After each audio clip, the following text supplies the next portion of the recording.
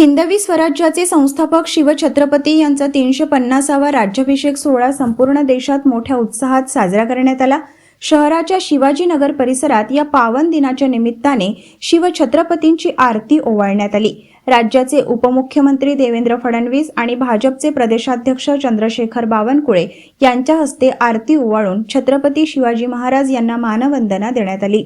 350 वर्षांपूर्वी 6 जून 1674 रोजी त्यांचा राज्याभिषेक करण्यात आला। शिवरायांनी मराठी साम्राज्याचा पाया रोवला म्हणून रायगडमध्ये त्यांचा राज्याभिषेक करून त्यांना छत्रपती ही पदवी बहाल करण्यात आली।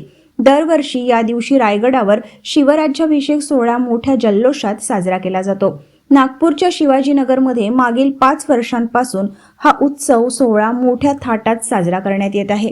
यावेळी भाजपचे कार्यकर्ते मोठ्या संख्येने उपस्थित होते। कॅमेरामन प्रवीणसह सनी भोंगाडे, शंखनाद न्यूज, नागपूर।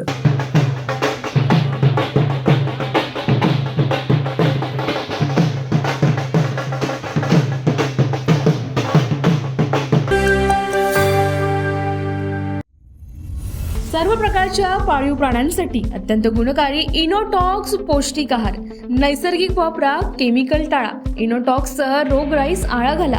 पशुखाद्य टेक्नॉलॉजिकल ऑडिटिव्ह उत्पादनासाठी महाराष्ट्रातील सर्व जिल्हे व तालुक्यात डीलर्स नेमणे आहे। अधिक माहितीसाठी संपर्क करा 8446625542 738777557।